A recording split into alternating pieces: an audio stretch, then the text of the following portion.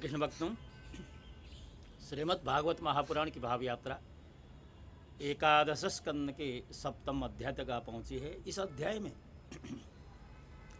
भगवान श्री कृष्ण के द्वारा उद्धव जी को अवधूत उपाख्यान के माध्यम से जो शिक्षा प्रदान की है उसकी चर्चा की गई है।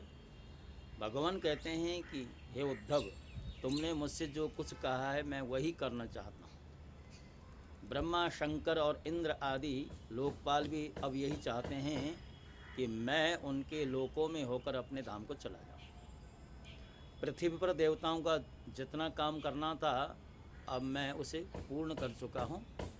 इसी काम के लिए ब्रह्मा जी की प्रार्थना से मैं बलराम जी के साथ अवतीर्ण हुआ था। अब यह यदुवंश जो ब्राह्मणों के शाप से भस्म हो चुका है, पारस्परिक फूट और युद्ध से नष्ट हो जाएगा। आज के 7वें दिन समुद्र इस द्वारकापुरी को डुबो देगा। उद्धव, जिस क्षण में मर्त्यलोक का परित्याग कर दूंगा उसी क्षण इसके सारे मंगल नष्ट हो जाएंगे और थोड़े ही दिनों में पृथ्वी पर कलयुग का आगमन हो जाएगा। जब मैं इस पृथ्वी का त्याग कर दूं, तुम इस पर मत रहना, क्योंकि साधु उद्धव, कलयुग में अधिकांश लोगों की रुचि अधर्म में ही होगी। अब तुम अपने आत्मीय स्वजन और बंधु बांधवों का स्नेह संबंध छोड़ दो और अनन्य प्रेम से मुझ में अपना मन लगाकर समदृष्टि से पृथ्वी में स्वच्छंद विचरण करो। इस जगत में जो कुछ मन से सोचा जाता है, वाणी से कहा जाता है, नेत्रों से देखा जाता है और श्रवण आदि इंद्रियों से अनुभव किया जाता है, वह सब नाशवान है, सपने की तरह मन का विलास, इसलिए माया मात्र है, मिथ्या है, ऐसा समझो। जिस पुरुष का मन अशांत है, असंयत है, उसी को पागल की तरह अनेकों वस्तुएं मालूम पड़ते हैं। वास्तव में यह चित्त का भ्रम ही है। नानात्व का भ्रम हो जाने पर यह गुण है या दोष, इस प्रकार की कल्पना करनी पड़ती है। जिसकी बुद्धि में गुण और दोष का भेद बैठ गया, दृढ़मूल हो गया है, उसी के लिए कर्म, अकर्म और विकर्म रूप भेद का प्रतिपादन होता है। इसलिए उद्धव, तुम पहले अपनी समस्त इंद्रियों को अपने वश में कर लो, उनकी बागडोर अपने हाथ में ले लो और केवल इंद्रियों की ही नहीं, चित्त की समस्त वृत्तियों को भी रोक लो और फिर ऐसा अनुभव करो कि यह सारा जगत अपने आत्मा में फैला हुआ है और आत्मा मुझ सर्वात्मा इंद्रियातीत ब्रह्म से एक है, अभिन्न है। जब वेदों के मुख्य तात्पर्य निश्चय रूप ज्ञान और अनुभव रूप विज्ञान से भलीभांति संपन्न होकर तुम अपने आत्मा के अनुभव में ही आनंद मग्न रहोगे और संपूर्ण देवतादि शरीरधारियों के आत्मा हो जाओगे, इसलिए किसी भी विघ्न से तुम पीड़ित नहीं हो सको, क्योंकि उन विघ्नों और विघ्न करने वालों की आत्मा ही भी तुम ही होगे। जो पुरुष गुण और दोष बुद्धि से अतीत हो जाता है वह बालक के समान निषिद्ध कर्म से निवृत्त होता है, परंतु दोष बुद्धि से नहीं। वह विहित कर्म का अनुष्ठान भी करता है, परंतु गुण बुद्धि से नहीं।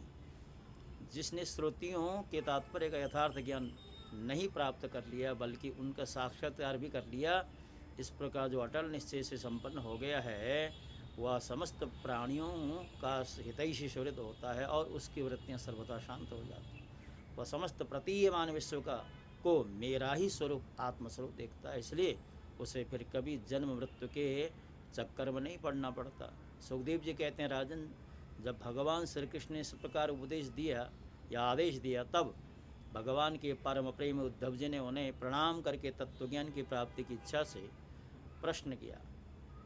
उद्धव जी कहते हैं, भगवान, आप ही समस्त योगियों की गुप्त पूंजी, योगों के कारण और योगेश्वर हैं। आप ही समस्त योगों के आधार, उनके कारण और योग स्वरूप भी हैं। आपने मेरे परम कल्याण के लिए उस संन्यास रूप त्याग का उपदेश किया, परंतु अनंत जो लोग विषयों के चिंतन और सेवन में घुल मिल गए हैं, विषयात्मा हो गए हैं, उनके लिए विषय भोगों और कामनाओं का त्याग अत्यंत कठिन है।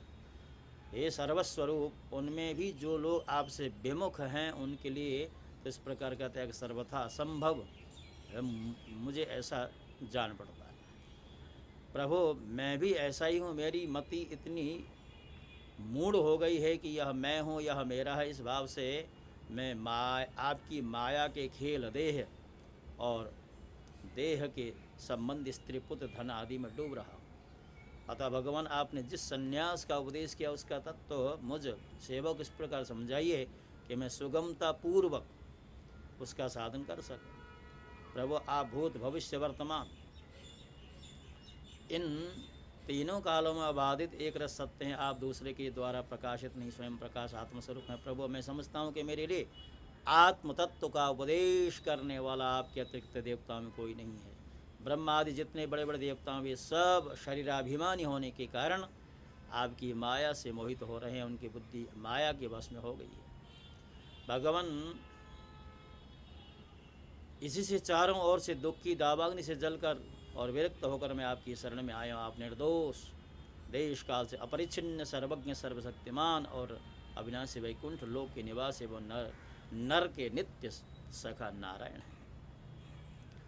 भगवान कृष्ण कहते हैं उद्धव, संसार में जो मनुष्य यह जगत क्या है, इसमें क्या हो रहा है इत्यादि बातों का विचार करने में निपुण है, वे चित्त में भरी हुई अशुभ वासनाओं से अपने आप को स्वयं अपने विवेक शक्ति से ही प्रायः बचा लेते हैं। समस्त प्राणियों का विशेषकर मनुष्य का आत्मा अपने हित और अहित का उपदेशक गुरु है, क्योंकि मनुष्य अपने प्रत्यक्ष अनुभव और अनुमान के द्वारा अपने हित अहित का निर्णय करने में पूर्णतः समर्थ है। सांख्य योग विशारद धीर पुरुष इस मनुष्य योनि में इंद्रिय शक्ति, मन शक्ति आदि के आश्रयभूत मुझ आत्म तत्व को पूर्णतः प्रकट रूप से साक्षात्कार कर लेते हैं।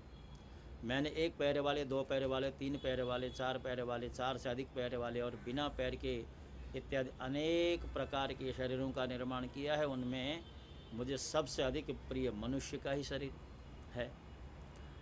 इस मनुष्य शरीर में एकाग्र चित्त, तीक्ष्ण बुद्धि, पुरुष बुद्धि आदि ग्रहण किए जाने वाले हेतुओं से जिनकी अनुमान भी होता है, अनुमान से अग्राह्य अर्थात अहंकार आदि विषयों से भिन्न मुझे सर्व प्रवर्तक ईश्वर का साक्षात अनुभव होता है।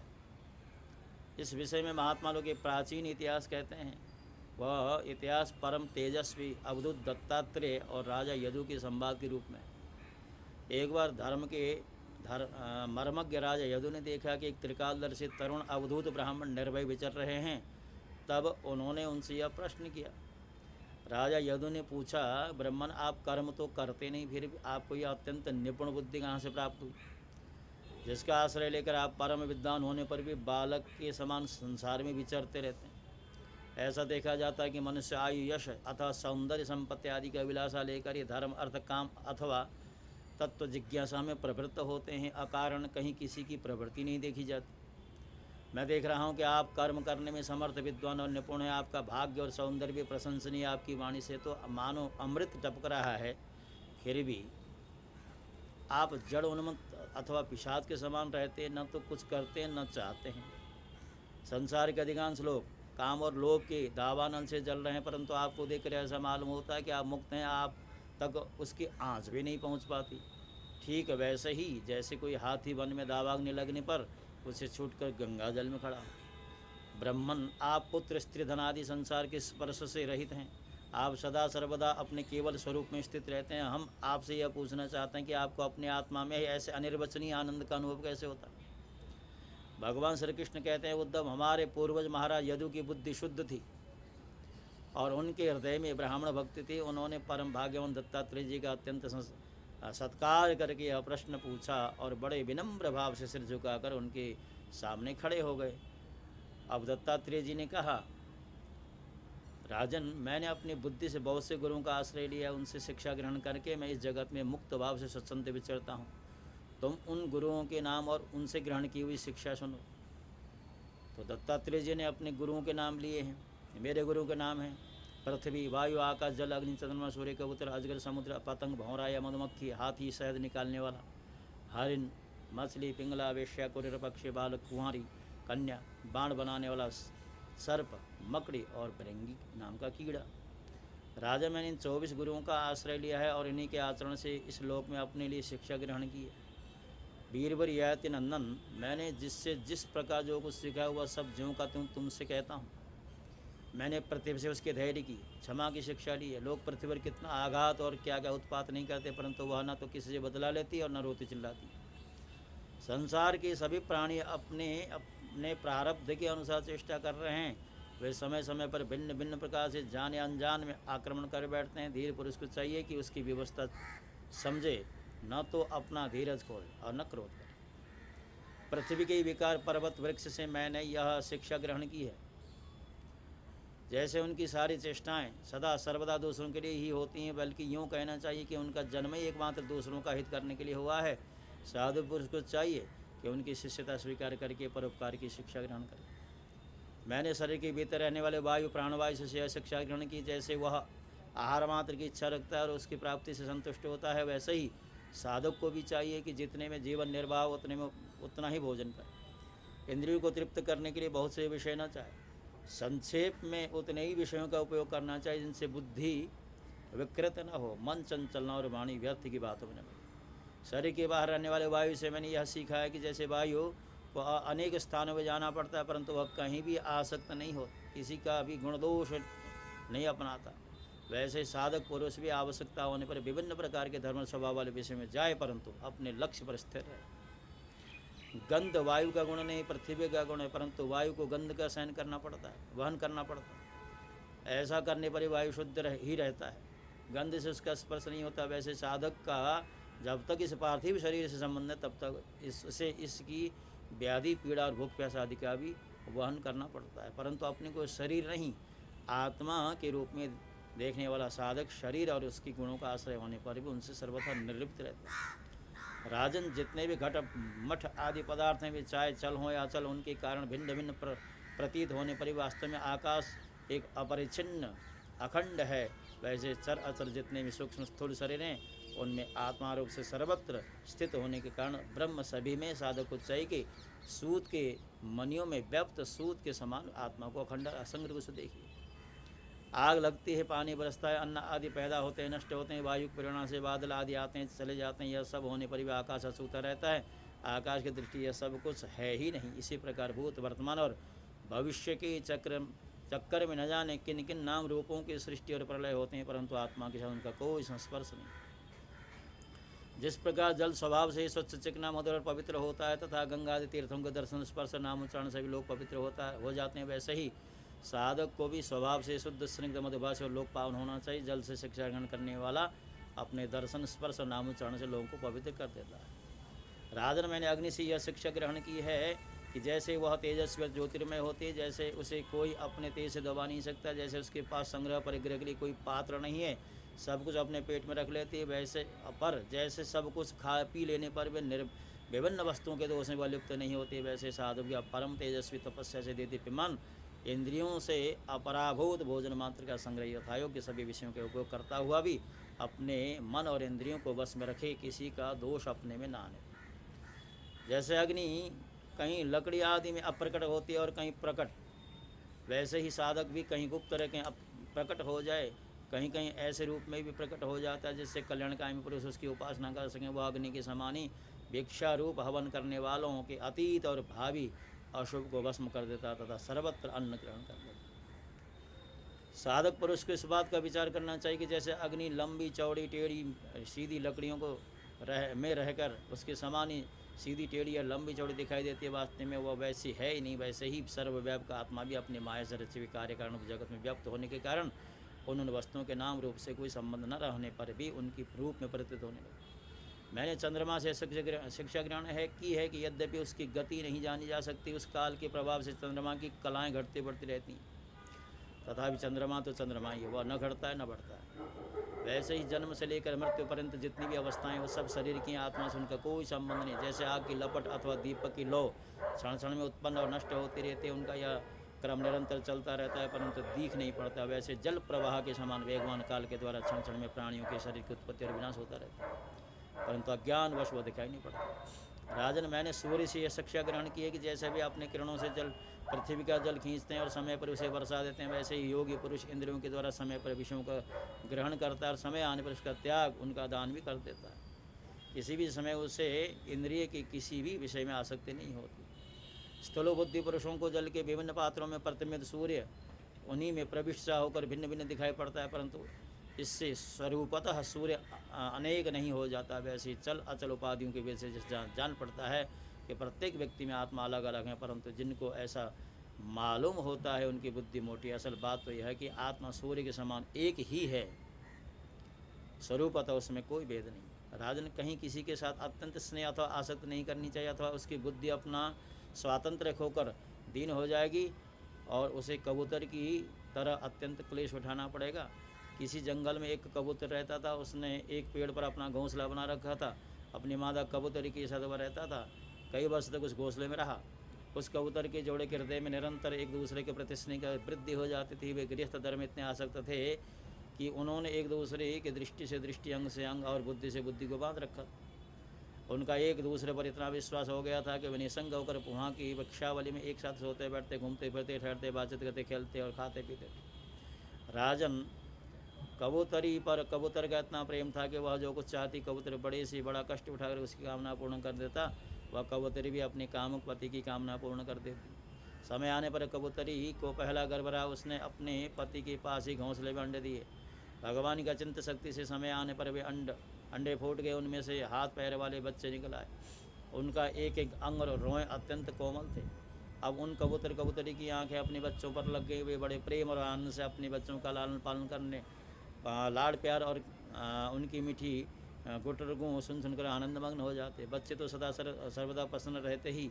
वे जब अपने सुकुमार पंख से माँ बाप का स्पर्श करते, कूदते, भोली भाली चेष्टाएँ करते और फुदक कर अपनी माँ बाप के पास दौड़ जाते, तब कबूतरी आनंदमग्न हो जाते। राजन, सच पूछो तो वे कबूतरी भगवान की माया से मोहित हो रहे थे। उनका हृदय एक दूसरे के स्नेह बंधन में बंध रहा था। वे अपने नन्हे बच्चों के पालन पोषण में इतने व्यग्र हो रहे थे कि इन्हें दीन दुनिया, लोक परलोक की याद ही नहीं आती। एक दिन दोनों नर मादा अपने बच्चों के लिए चारा लाने जंगल में गए थे, क्योंकि अब उनका कुटुंब बढ़ गया था। वे चारे के लिए चिरकाल तक जंगल में चारों ओर विचरते रहे। इधर एक बहेलिया घूमता संयोगवश उनके घोंसले की ओर आने के लिए उसने देखा कि घोंसले के आसपास कबूतर के बच्चे फुदक रहे। उसने जाल फैलाकर उन्हें पकड़ लिया। कबूतरी बच्चों को खिलाने पिलाने के लिए हर समय उत्सुक रहा करते थे। अब वे चारा लेकर अपने घोंसले के पास आए। कबूतरी ने देखा कि उनके नन्हे बच्चे उसके हृदय के टुकड़े जाल में फंसे हुए और दुख से चें कर रहे हैं। उन्हें ऐसी स्थिति में देखकर कबूतरी के दुख की सीमा न रही। वह रोती चिल्लाती उनके पास दौड़ आई। भगवान के माया से उसका चित्त इतना दुखी हो रहा था कि वह उमड़ते हुए स्नेह के रस्से से जकड़ी गई। अपने बच्चों के जाल में फंसा देखकर उसे अपने शरीर की शुद्ध बुद्ध न रही और वह स्वयं भी जाकर जाल में फंस गई। जब कबूतर ने देखा कि मेरे प्राणों से भी प्यारे बच्चे जाल में फंस गए और मेरी प्राण प्रिया पत्नी भी उसी दशा में पहुंच गई, तब वह अत्यंत दुखित होकर विलाप करने लगा। सचमुच उस समय उसकी दशा अत्यंत दयनीय थी। मैं अभागा हूँ, दुर्मति हूँ, हाय हाय, मेरा तो सत्यानाश हो गया। देखो न मुझे अभी तृप्ति नहीं हुई है और न मेरी आशाएं ही पूरी हुई हैं। तब तक मेरा धर्म, अर्थ, काम का मूल यह गृहस्थाश्रम नष्ट हो गया। हाय, मेरी प्राण प्यारी मुझे ही अपना इष्टदेव समझती थी। मेरी एक एक बात मानती थी, मेरे इशारे पर नाचती थी, सब तरह से मेरे योग्य थी। आज वह मुझे सूने घर में छोड़कर हमारे सीधे साधे निश्चल बच्चों के साथ स्वर्ग सिधार रही है। मेरे बच्चे मर गए, मेरी पत्नी जाती रही। मेरा अब संसार में क्या काम है। मुझ दीन का या विदुर जीवन, बिना गृहिणी का जीवन, जलन का व्यथा का जीवन, अब मैं इस सूने घर में किस लिए जीऊँ। राजन, कबूतर के बच्चे जाल में फंसकर तड़फड़ा रहे थे। स्पष्ट दिख रहा था कि वे मौत के पंजे में, परंतु वह मूर्ख कबूतर यह सब देखते हुए भी इतना दीन हो रहा था कि स्वयं जानबूझकर जाल में कूद पड़ा। राजन, वह बहेलिया बड़ा क्रूर था। गृहस्थाश्रमी कबूतरी और उनके बच्चों को मिल जाने से उसे बड़ी प्रसन्नता हुई। उसने समझा मेरा काम बन गया और वह उन्हें लेकर चलता बना। जो कुटुंबी हैं, विषयों और लोगों के संग साथ ही जिसे सुख मिलता है, वह अपने कुटुंब के भरण पोषण में ही जो सारी सुध-बुध खो बैठा है, उसे कभी शांति नहीं मिलती। वह उसी कबूतर के समान अपने कुटुंब के साथ कष्ट पाता है। यह मनुष्य शरीर मुक्ति का खुला द्वार है। इसे पाकर भी जो कबूतर की तरह अपनी घर गृहस्थ में ही फंसा हुआ है, वह बहुत ऊंचे तक चढ़कर गिर रहा है। शास्त्र की भाषा में उसे आरूढ़च्युत कहा गया है। भक्तों, श्रीमद् भागवत की जो भाव यात्रा है, उसमें आज का जो अध्याय है बहुत ही प्रेरणाप्रद है, शिक्षाप्रद है। भगवान ने दत्तात्रेय जी के द्वारा बताए हुए 24 गुरुओं से प्राप्त ज्ञान के माध्यम से उद्धव जी को समझाने का प्रयास किया है। उन्हें जिन उद्धव जी ने भगवान के साथ भगवान के धाम चलने का आग्रह किया था, निवेदन किया था कि मुझे अपने संग ले चलें, तो उन्हें समझाने के लिए उन्होंने ये दत्तात्रेय और राजा रघु के बीच के संवाद का उदाहरण दे करके समझाने का प्रयास किया है। संसार में कैसे रहा जाए, कलयुगी दोषों से या संसार के अनेक दोषों से मुक्त रह कर के भी भगवान से कैसे जुड़ा जा सके, ये सब उपक्रम इस अध्याय में है। और अभी तो जो 24 गुरुओं में से कुछ ही गुरुओं के उद्धरण के द्वारा उद्धव जी को समझाया गया। आगे और भी ऐसे उद्धरण होंगे जिन उद्धरणों के द्वारा उद्धव जी को समझाया जाने वाला है। तो तब तक के लिए आज की श्रृंखला, क्योंकि जैसा कि आप जानते हैं कि अध्याय की श्रृंखला आपके समक्ष रखी जाती है, आज की श्रृंखला पूरी हो चुकी है। अगली श्रृंखला तक के लिए आपसे विदा होता हूँ। जय श्री कृष्ण। ओम नमो भगवते वासुदेव।